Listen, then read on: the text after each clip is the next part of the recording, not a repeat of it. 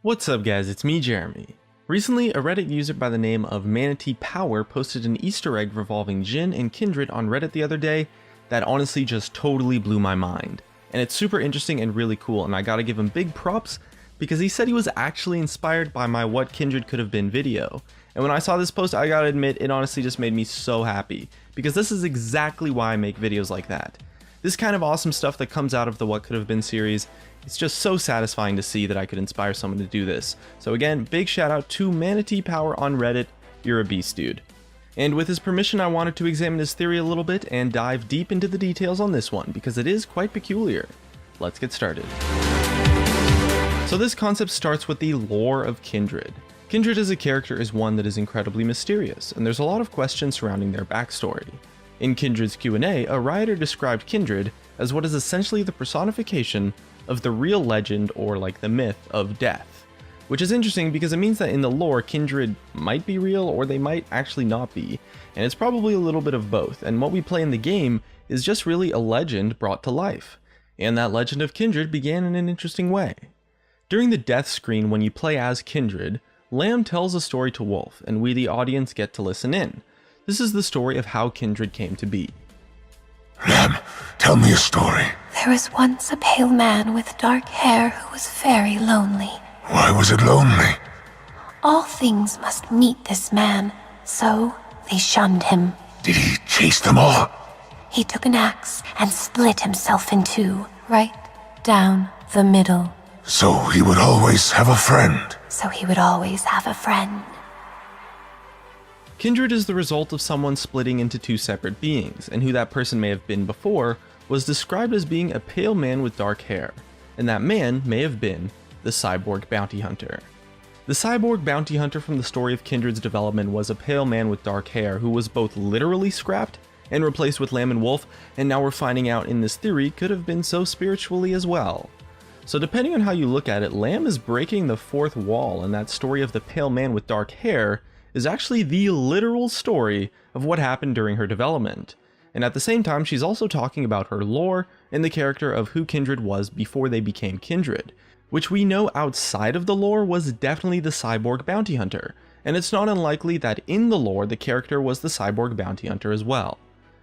The cyborg bounty hunter went on to become High Noon Jin, and this is where we start to see a serious connection between Kindred and Jin together. That story may not represent the cyborg bounty hunter, in fact it was actually quite likely that it does represent Jin.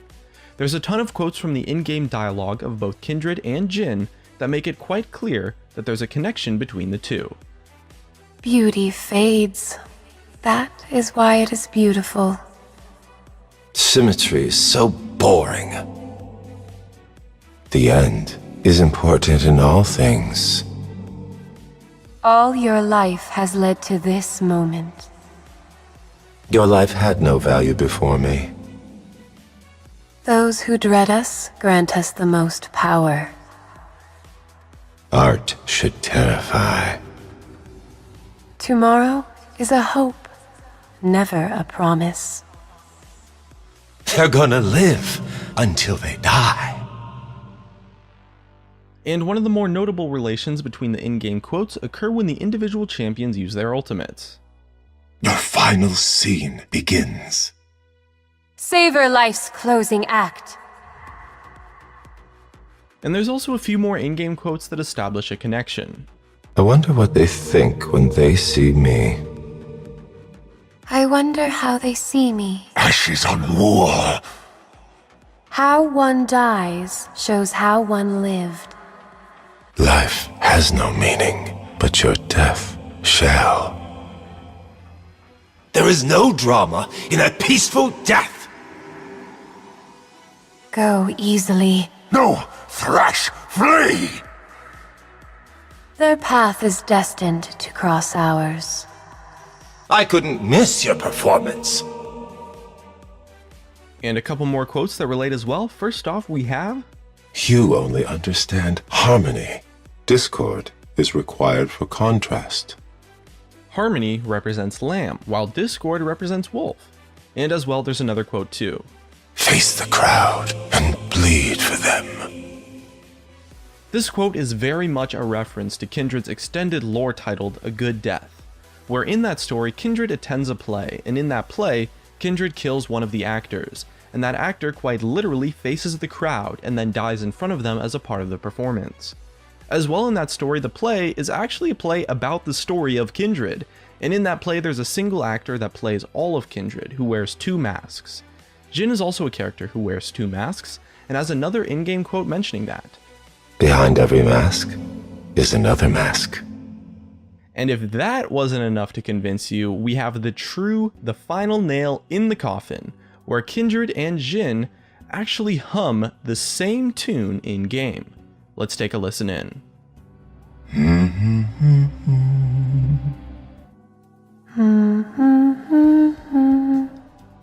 With all of those things combined, I have to admit that those relations are not only convincing, but really creepy as well. And we have to remember that Bard's lore shows that time travel in the League of Legends universe is possible.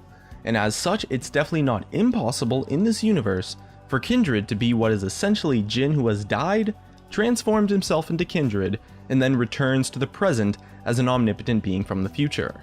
And if Bard can time travel, it's reasonable that the embodiment of Death himself can also time travel.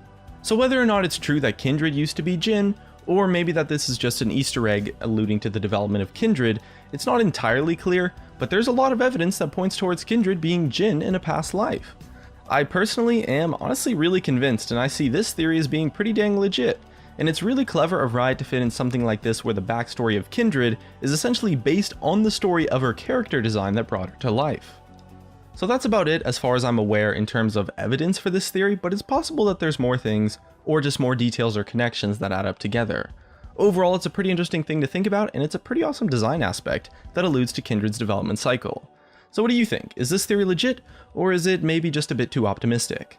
As well, if you have any more info on this theory, definitely share them in the comments, and once again, a shout out goes to Manatee Power on Reddit for compiling this information and being kind enough to let me make a video about it.